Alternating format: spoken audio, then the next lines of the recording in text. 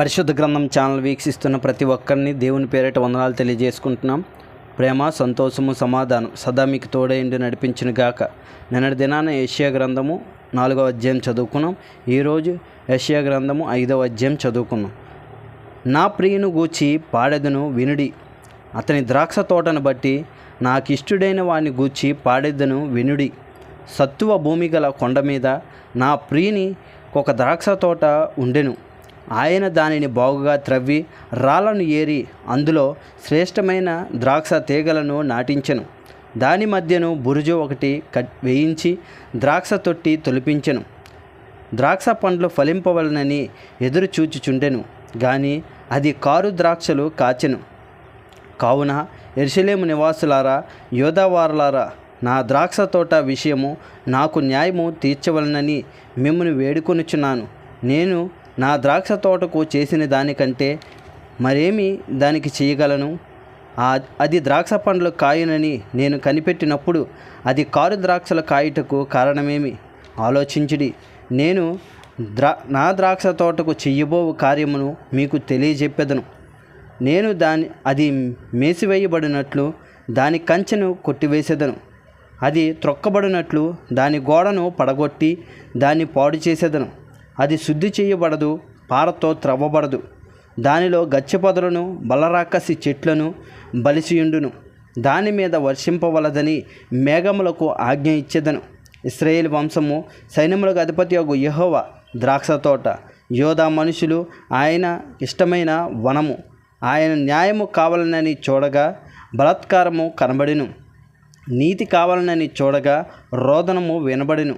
స్థలము మిగలకుండా మీరు మాత్రమే దేశంలో నివసించినట్లు ఇంటికి ఇల్లు కలుపుకొని పొలమునకు పొలము చేర్చుకొను మీకు శ్రమ. నేను చెవులార వినున్నట్లు సైన్యములకు అధిపతియగు యెహోవా స్పష్టముగా ఈ మాట నాతో సెలవిచ్చెను. నిజముగా గొప్పవియు దివ్యమైనవియునైన ఇండ్లు అనేకములు నివాసములు లేక పాడైపోవును. 10 ఎకరాల ద్రాక్ష తోట ఒక కుంచెడు రసమిచ్చును. 9 గింజలు పంట ఒక పడి అగును. మద్యము త్రాగుదమని వేకువనే లేచి ద్రాక్షరసము తమకు మంట పుట్టించు వరకు చాలా రాత్రి వరకు పానము చేయు వారికి శ్రమ. వారు సితార స్వర మండల తంబూర సన్నాయిలను వాయించుచు ద్రాక్షరసము త్రాగుచు విందు చేయుదురు గాని యెహోవా పని యోచింపరు, ఆయన హస్తకృత్యములను లక్ష్యపెట్టరు. కావున నా ప్రజలు జ్ఞానము లేకయే చెరపట్టబడిపోవచ్చున్నారు. వారిలో గనులైన వారు నిరాహారులుగా నున్నారు. సామాన్యులు దప్పిచేత జ్వరపీడితులగుదురు. అందుచేతనే పాతాళము గొప్ప ఆశ పెట్టుకొని అపరిమితముగా తన నోరు తెరుచుచున్నది. వారిలో గనులను సామాన్యులను గోస చెయ్యువారును హర్షించువారును పడిపోవుదురు. అల్పులు అనగద్రొక్కబడుదురు, గనులు తగ్గింపబడుదురు, గర్విష్ఠులు చూపు తగ్గును. సైన్యములకు అధిపతియగు యెహోవాయే తీర్పు తీర్చి మహిమపరచబడును. పరిశుద్ధుడైన దేవుడు నీతిని బట్టి తన పరిశుద్ధపరచుకొనును. అది మేతబీడుగా నుండును, గొర్రెపిల్లలు అచట మెయ్యును. గర్వించు వారిని బీడు భూమిని విదేశీయులైన కాపరులు అనుభవింతురు. భక్తిహీనతయను త్రాళ్లతో దోషమును లాక్కొను వారికి శ్రమ. బండి మేకుల చేత పాపమును లాక్కొని వారికి శ్రమ. వారు ఇట్లా అనుకొనుచున్నారు, ఆయనను త్వరపడనిమ్ము, మేము ఆయన కార్యము చూచినట్లు ఆయనను దాని వెంటనే చెయ్యనిమ్ము. ఇశ్రాయేలు యొక్క పరిశుద్ధ దేవుని ఆలోచన మాకు తెలియబడినట్లు అది మా ఎదుట కనబడనిమ్ము. కీడు మేలనియు మేలు కీడనియు చెప్పుకొని చీకటి వెలుగనియు వెలుగు చీకటనియు ఎంచుకొని వారికి శ్రమ. చేదు తీపనియు తీపి చేదనియు ఎంచుకొని వారికి శ్రమ. తమ దృష్టికి తాము జ్ఞానులనియు తమ ఎన్నికలో తాము బుద్ధిమంతులమనియు తలంచుకుని వారికి శ్రమ. ద్రాక్ష రసము త్రాగుటలో ప్రఖ్యాతి నొందిన వారికి, మద్యము కలుపుటలో తెగువగల వారికి శ్రమ.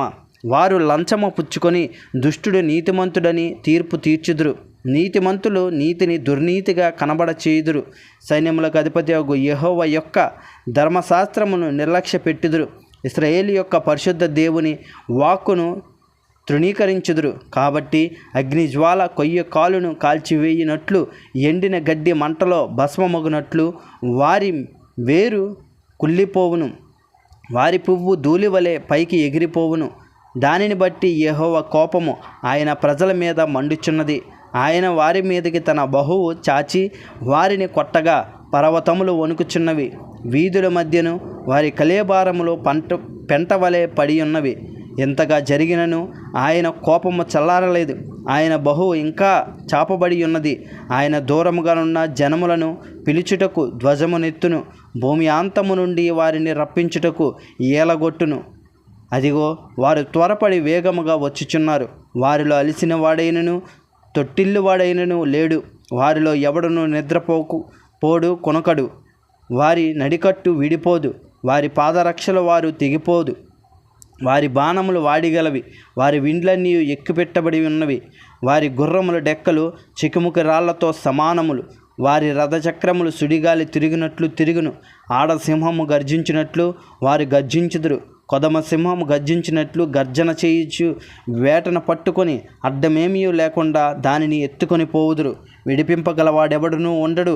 వారు ఆ దినమున సముద్ర ఘోష వలె జనం మీద గర్జన చేయుదురు. ఒకడి భూమి వైపు చూడగా అంధకారమును బాధయు కనబడును. అంతటా ఆ దేశం మీద వెలుగు మేఘముల చేత చీకటి అగును.